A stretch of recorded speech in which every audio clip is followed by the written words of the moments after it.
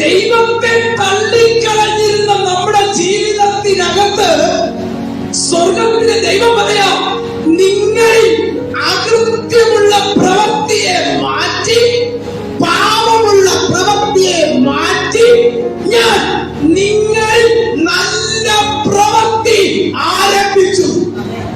പ്രവൃത്തിയില്ലാത്ത വിശ്വാസത്തിന്റെ മേൽ ദൈവം പ്രവർത്തിക്കില്ല.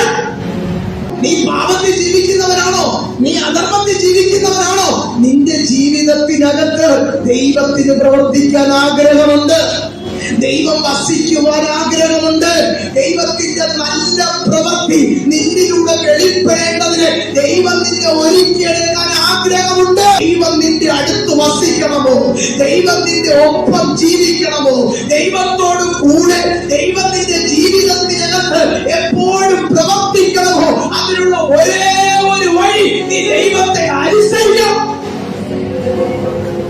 അനുസരണത്തിൽ പിടിച്ചു നിർത്താൻ കഴിവുള്ള ഒരു ദൈവം.